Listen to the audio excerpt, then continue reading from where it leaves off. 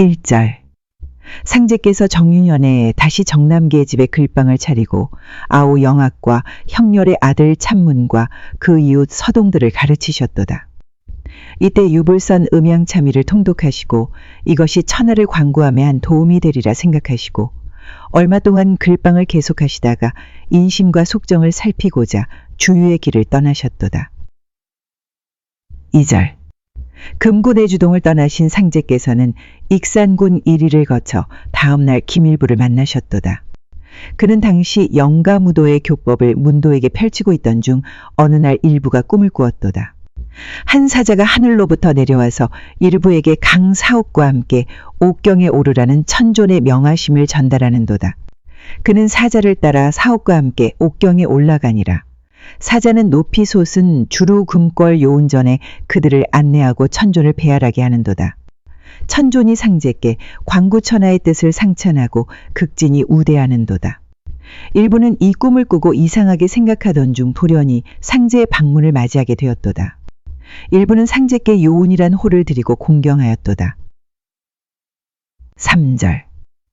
상제께서 이곳에 며칠 머무시고 다시 계속하여 경기 황해, 평안 함경 경상도의 각지로 두루 유력하셨느니라. 어느 날 상제께서 전주부에 이르시니 부중 사람들이 상제를 신인으로 우러러 모시니라. 4절. 주유하시다가 상제께서 함열에 이르셔서 만인 함열이라 기뻐하셨도다. 5절. 상제께서 어느 날 내장산에 가셨을 때에 세계 유이차산출 기운금천 장무라 응수조종 태오복 도인하사 다불가 라고 읊으셨도다. 6절. 또 어느 때 상제께서 종도들에게 보습 금강경 청산계골려 기후 기력액 무흥 단주저 를 외워주시니라. 7절. 상제께서 3년 동안 주유하신 끝에 경자년의 고향인 갱망리에 돌아오셔서 시루산 조모님의 묘를 면례하시니 이때 류서구가 지사로서 상제를 보좌하였도다. 이후에 상제께서 항상 시루산 상봉에서 머리를 푸시고 공부를 하셨도다. 그러던 어느 날 호둔하고 앉아 계셨을 때 마침 나무꾼들이 지나가다가 이것을 보고 기겁하여 상제의 부친께 아뢰는지라. 부친께서도 당황하여 시로봉에 오르니 범은 보이지 않고 상제께서 태연자약하게 앉아서 공부하고 계시는 것만이 보였도다. 8절. 상제께서는 갱망리 시로봉에서 공부하시다가 밤이 되면 간간히 유덕안의 집에 내려가셔서 쥐누니콩 한 줌을 얻어 냉수와 함께 잡수시곤 하셨도다. 상제께서 덕안의 아들 칠룡을 바라보시고 내가 나에게 살려달라고 애걸하는구나 고 말씀하셨느니라. 상제께서 시로봉에 오르시면 산천이 크게 울리도록 소리를 지르셨도다. 이 소리에 마을 사람들은 남녀노소를 막론하고 두려워 문 밖으로 나오지 못하였도다. 9절. 상제께서 시루산에서 공부하시다가 이따금 산 밑에 있는 샘터 너머에서 우시기도 하셨는데 한 번은 부친께서 밥을 가지고 시루봉에 오르다가 그 광경을 보았도다. 10절. 그러시다가도 다시 공부를 계속하셨는데 어느 날 시루봉에서 진법주를 외우시고 오방신장과 48장과 28장 공사를 보셨도다. 이후에 상제께서 목에 붉은 수건을 걸고 쌍정리에 있는 김기진의 집에 가셔서 그에게 공사에 관해서 말씀하셨도다. 이 집에 동리 사람들이 많이 모이곤 하였도다. 11절. 상제께서 공부하시는 소문이 그 지방에 전해지자 고부 경무청은 상제께서 요술 공부를 한다 하여 붙잡으려고 순검들을 보내오니 상제께서는 순검이 오는 것을 미리 아시고 삿갓을 쓰고 길가에 나가서 안개를 짓고 앉아 계셔도 순검들이 몰라보고 지나가곤 하였도다. 12절. 상제께서 신축년 5월 중순부터 전주 모악산 대원사에 가셔서 그절 주지승 박금곡에게 조용한 방 한간을 치우게 하고 사람들의 근접을 일체 금하고 불음불식의 공부를 계속하셔서 49일이 지나니 금곡이 초조해지니라. 마침내 7월 5일에 오룡허풍의 천지대도를 열으시고 방 안에서 금곡을 불러 미음 한 잔만 가지고 오라 하시니 금곡이 반겨 곧 미음을 올렸느니라. 잠시 후에 상제께서 밖으로 나오시니 그 입으신 옷이 보기에 민망스러울 정도로 남노한지라. 주지승 금곡이 곧 상제의 본댁에 사람을 보내 의복을 가져오게 하였더니 부인 정씨는 의복을 내어놓으며 불경한 말을 하니라. 이것은 평소에 상제께서 가사를 돌보시지 않았던 불만에서 나온 소치였도다. 금곡이 그 의 상제께 올리니 가라사대 이 옷에 요망스러운 계집의 방정이 붙었으니 속히 버리라 하시고 입지 않으셨도다. 이 일을 금곡이 다시 사람을 시켜 부인에게 전하니 그제야 비로소 부인 정씨가 뉘우치고 어찌할 바를 모르고 다시 새 옷을 올렸도다. 13절. 그 후 어느 날 금곡이 상제를 정중하게 시주하더니 상제께 저의 일을 말씀하여 주시기를 청원하였도다. 상제께서 가라사대 그대는 전생이 월광대사인 바 그 후신으로서 대원사에 오게 되었느니라.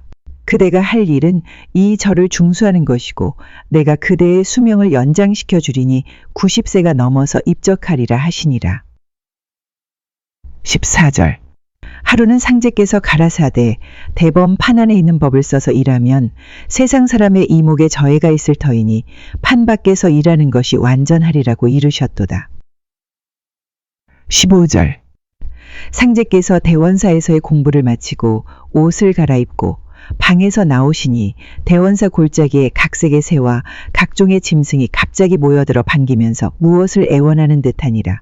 이것을 보시고 상제께서 가라사대 너희 무리들도 후천 해원을 구하려 함인가 하시니 금수들이 알아들은 듯이 머리를 숙이는도다. 상제께서 알았으니 물러들가 있거라고 타이르시니 수많은 금수들이 그 이르심을 좇는도다. 16절. 그리고 상제께서 어느 날에 가라사대 나는 곧 미륵이라. 금산사 미륵전 육장금시는 여의주를 손에 받았을 때 나는 입에 물었노라고 하셨도다.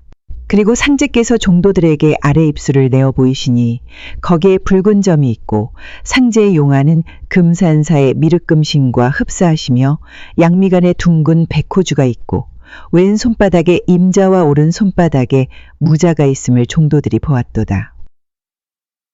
17절. 김형렬이 어느 날 상제를 모시고 있을 때 정집전이라 하는 사람은 지식이 신기한 사람이외다.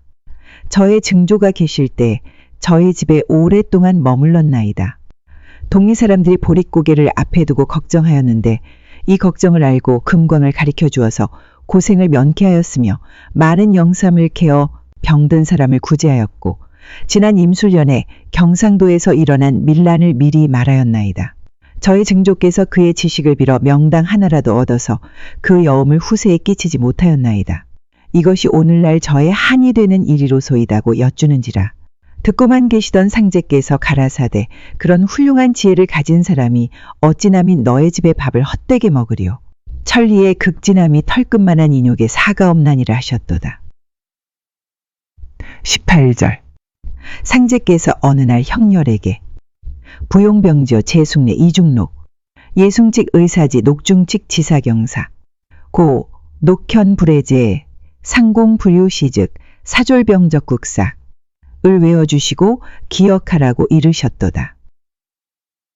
19절. 김도일이 앓고 난 뒤에 어느 날 지팡이를 짚고 상제를 뵈러 갔도다. 이것을 보시고 상제께서 그 지팡이를 빼앗아 꺾어버리시니 그는 할 수 없이 서 있게 되었도다. 이후부터 그는 요통이 쾌차하였느니라. 그리고 상제께서 도일에게 가라사대 문 밖에 나가서 서쪽 하늘에 붉은 구름이 떠있나 보라고 하시니 그가 나가보고 들어와서 그러함을 아뢰었도다. 다시 상제께서 가라사대 금산 도득하기가 심히 어렵도다고 하셨도다. 20절. 상제께서 개 묘년의 갱망리에 계셨도다. 3월 어느 날에 형렬에게 신명에게 요금을 줄 터이니 여산 윤공삼에게 가서 돈을 얻어오라 하시니 옆에서 시주하고 있던 김병욱이 전주 거부인 백남신을 천구하는도다.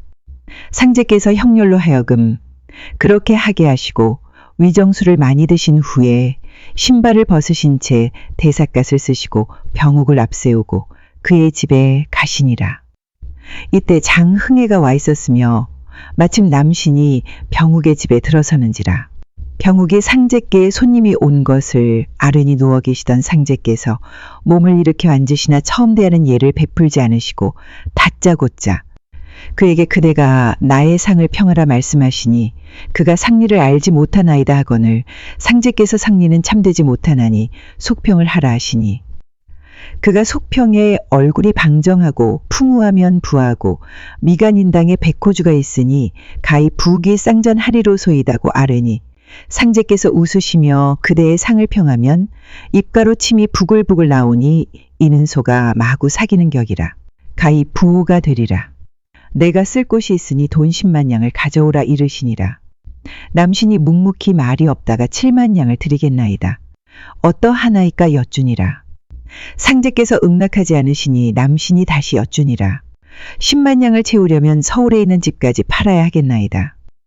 그는 드디어 10만 양을 만들어 드릴 것을 응낙하는도다. 병욱이 증인이 되어서 증서를 써서 상제께 올리니 상제께서 그 증서를 받으셔서 병욱에게 맡기시니 병욱과 흥애가 세상에 드문 도량이심을 탐복하였도다. 그 후 증서를 상제께서 불사르셨도다. 이로 인하여 백남신이 상제를 쫓기 시작하였도다. 21절 계묘년 가을에 가뭄이 동곡에 계속되었도다. 김성천은 동곡에서 밭을 붙여 업으로 삼으니라. 그 나물밭에 가뭄 때문에 뜨물이 생겨 채소가 전멸케 되었는지라. 상제께서 그것을 보시고 가라사대 죽을 사람에게 기운을 붙여 회생케 하는 것이 이 채소를 소생케 하는 것과 같으니라 하시고 곧 비를 내리게 하셨도다. 그 후에 상제께서 출타하셨다가 얼마 후에 돌아오셔서 자연에게 김성천의 나물밭이 어떻게 되었느냐고 물으시니라. 자연이 지난 비로 소생되어 이 부근에서는 제일 잘 되었나이다고 대답하였도다. 사람의 일도 이와 같아서 병든 자와 죽는 자에게 기운만 붙이면 일어나니라고 말씀하셨도다. 22절 계묘년도 저물어가고 추수가 끝나 농부들이 벼를 들에서 말리기에 바쁜지라. 상제의 부친도 벼를 말리기 바쁘고 새와 닭을 쫓기에 애를 쓰느니라. 이것을 보시고 상제께서 새짐승이 한 알씩 쪼아 먹는 것을 그렇게 못마땅히 여기니 사람을 먹일 수 있겠나이까 고 말씀하시면서 만류하셨도다. 23절 상제께서는 일진회가 일어난 후부터 관을 버리시고 대사갓을 쓰시더니 정읍에 가신 후부터 의관을 갖추셨도다. 24절 안필성이 못자리를 하려고 벽시를 지고 집을 나서려는데 상제를 베었도다. 상제께서 쉬었다 술이나 마시고 가라고 말씀하셨으되 필성이 사양하는지라 못자리를 내기에 바쁜 모양이니 내가 대신 못자리를 부어주리라 하시고 지게 위에 있는 씨나락 서너 마를 망개장이 밭에 다 부으셨도다. 그는 아무런 원망도 하지 못하고 앉아서 주시는 술을 마시면서도 근심하였도다. 주모가 들어와서 씨나락은 가지고 온 그릇에 그대로 있는 것을 알리는도다.